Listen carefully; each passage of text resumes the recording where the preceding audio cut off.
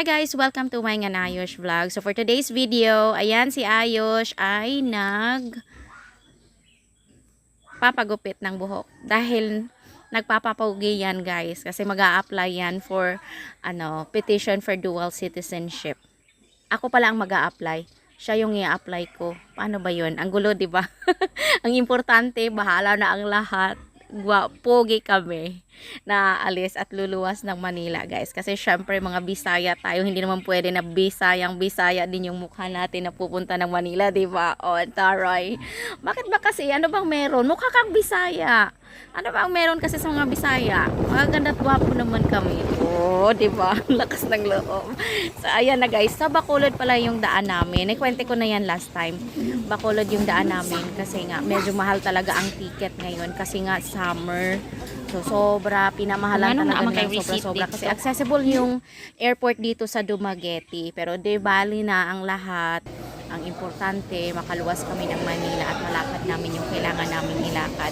So yan si Ayush, sanay na yan sa biyahe yan. Tapos dyan banda, sabi niya pa sa akin, Mama, i-video mo ako. Oh, sige na, go na. Di ba? Hindi na siya nahiya dyan. Di ba? Tuwang-tuwa pa siya. Tapos ayan, lumapag na kami. Nakakaloka. AirAsia pala yung sinakyan namin, guys.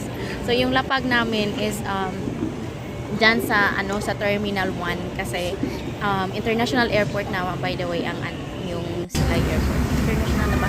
Basta yun, Terminal 1 yung baba namin kasi dediretso din yung aeroplano namin sa kung saan. Basta international yung direction niya.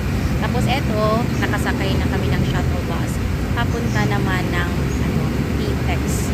So diba, super happy kasi hindi namin kailangan mag-taxi. Mura lang yung bayad, 150 lang.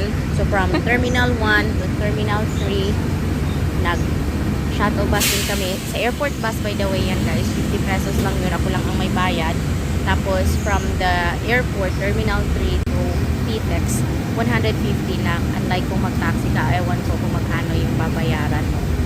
Higit sa lahat, syempre safe siya. Tsaka ilan lang kami, hindi kami siksikan dyan sa bus na yan. So si Ayush, super pagod yan. Kasi madaling araw po kami nagpunta ng airport dahil nga 8 o'clock yung namin, yung flight namin. At syempre, inagahanan namin sa airport para hindi kami ma-delay at maulan. Masama yung panahon ng mga time na yan. Tapos yan, thank God, another blessing na hindi kami kailangan magbayad sa accommodation kasi accommodation ng kapatid ko yan. So, sa baba yung office nila, tapos sa taas naman kami naka-stay. Tsaka super bait ng mga kasama sa trabaho ng kapatid ko kasi hinahayaan nila yung mga pasok dyan si Ayush. Actually nung may nilalakad ako at iniiwan ko si Ayush sa trabaho niya, okay lang din naman sa kanila. Sa bagay, ilang lang din naman silang nag-oopisina. Siguro mga 6, 3 lang yung nag-i-stay, tapos may taong silang nasa labas na laging nasa field. Parang ganun. Ewan ko, hindi ko alam yung flow ng trabaho nila. Anyway, nandyan si Ayush, tuwang-tuwa siya kasi nakakita siya ng typewriter, like yung the ancient typewriter. Tapos ayan, tuwang-tuwa. Libre kami, tubig, lahat. Medyo mainit lang talaga. Kaya dyan sa office naka-stay si Ayush kasi malamig, may aircon eh. Doon sa taas wala. Parang grabe talaga. Pero after all, wala talaga kaming dapat na pagreklamo guys kasi libre na yung stay namin. So enjoy lang, enjoy the moment. Tapos ayan, yung ko pala, naikwento ko na yun sa live ko, na gawa ko na lahat, nailakad ko na lahat ng mga papel ko by Monday pa lang. So Tuesday, Wednesday until Thursday, doon lang kami sa bahay. Hindi na kami umaalis ng yung lakad na kung ano-ano pa man, wala. Baga parang sa gabi, hindi daw umalis pero nagpunta sa sa mall. Ang gulo, di ba? Pinaglalaro lang namin, guys, para at least naman may memory si Ayush na nagpunta ng Manila, may kwento naman siya nagpunta kami sa ganito. So ayan, paggabi after ng trabaho ng kapatid ko, yung first, nagpunta kami sa May Vista Mall sa sa General Trias, Cavite. So laro kami diyan ng 1 oras lang kasi mahal. Ang mahal pala ng laruan dito sa Manila, no? Dito sa Dumaguete magkano lang 150. 2 oras na yata yun. Diyan 1 oras lang. Tapos, libre yung isang bantay. Tapos yung isang bantay, may charge din. Nakakaloka. Di bale, sinulit ko na lang din. Naglaro na lang din ako. Patalon-talon na lang din ako dyan. O diba? Nandyan na lang din naman tayo. Bakit ba tayo mag-iisip ng problema? Laro na lang din ako dyan. Pero wag na nating i-video. May meron pala ako. Na-share ko ba yun? Bahala na kayo. Ang importante, nag-enjoy kami. Kaming 3 pala na kapatid ko. Yan.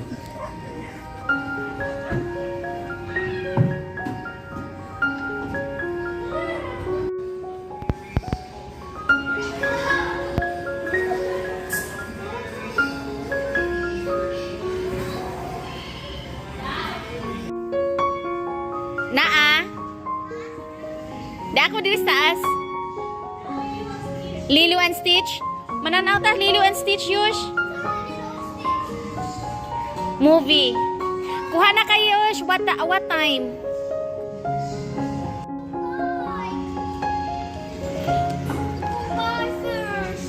Ha? Sige, you go down. On the side of trampoline. Okay, go.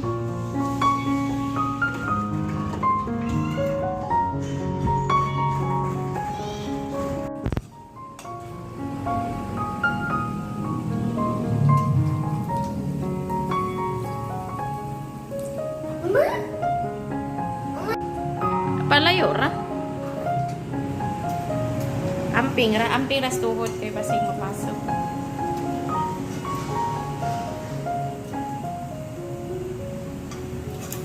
O, luto na nga. Wala ni Maa.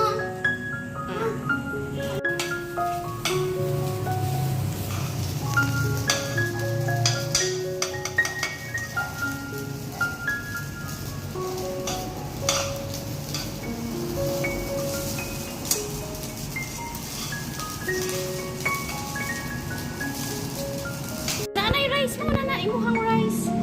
O, panghinaw na sa kamot. Kani! Ha?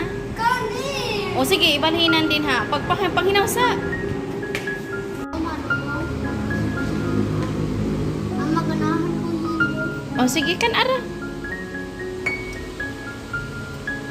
Wala hirap eh. Ganahan ko. Ang ganahan ka. Sige ra. Ang lingkod. Pati bang ko, Ma? Sige ra. Unya na kumukaon mo man ka. Ikaw, usa. Salong ang tamo. Ha?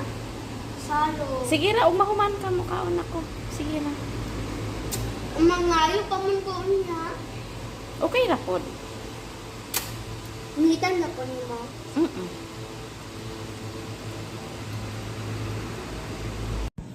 Tapos ayan guys, last day namin yan sa Cavite, Wednesday. So, nagpunta kami sa SM Molino naman. After work pa rin yan ng kapatid ko. Pinaglalaro namin si Ayush. Saglit lang kami kasi malayo pala ang SM Molino. 35 pesos din ang pamasahe namin. Per person yun. 35 din kay Ayush. Akala ko may discount pa ba. Ewan ko. Di bali na. Yan pa rin naman yung binayad namin sa gym ng SM Molino.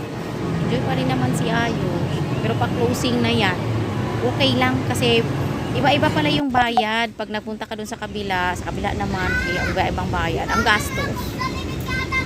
Guys, Thursday afternoon na.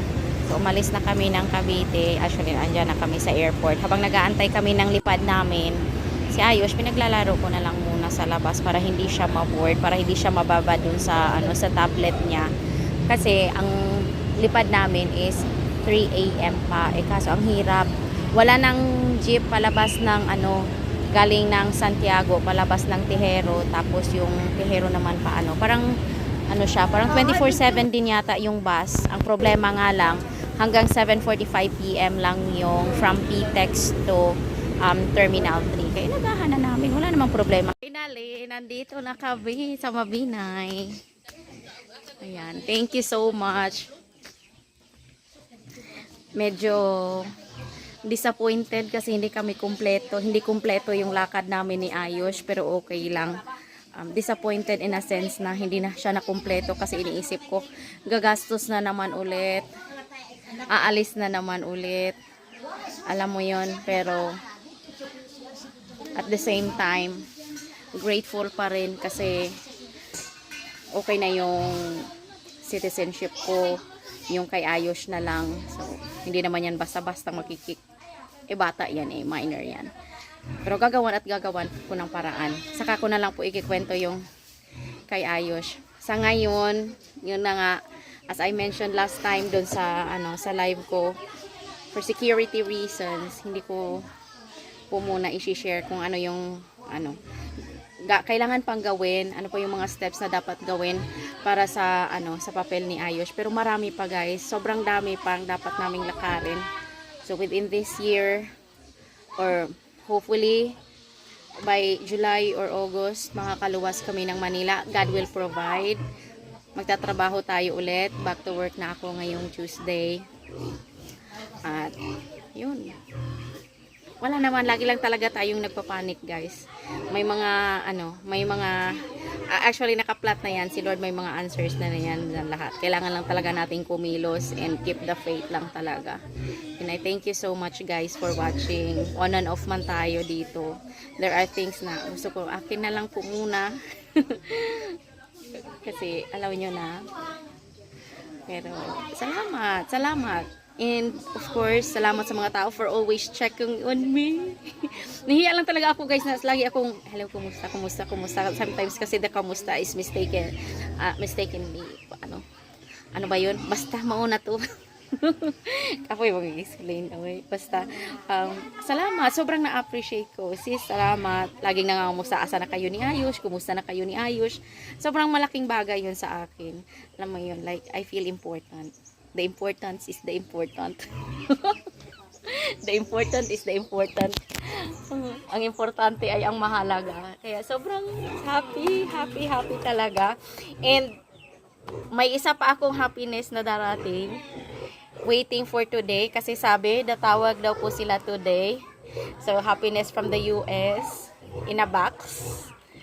In the boxes. Kasi marami yun pala. Not just one box, not just 2, but 3, but 4. Excited.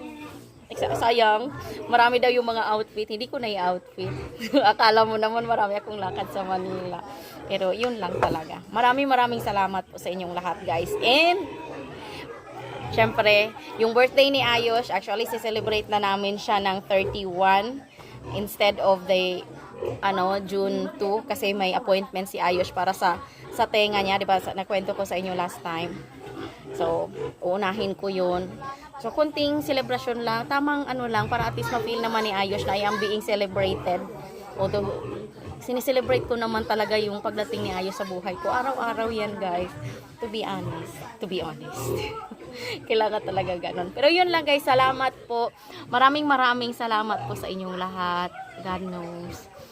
Sobrang thankful ako sa inyong lahat. To the people na kahit hindi naman nag-reach out sa akin, na kamusta na yung lakad nyo. But I know na nandyan kayo. Praying for me in silence. Maraming salamat. I know na maraming mga prayer warriors na kasama ko. Naiyak ako pag anong mga part. Kasi by faith talaga, nairaos namin ni Ayush lahat. Nai-emotional ako, guys. Pag ganung mga bagay talaga. Kasi hindi ko ma-explain gano'ng kabait ni Lord sa amin. Thank you.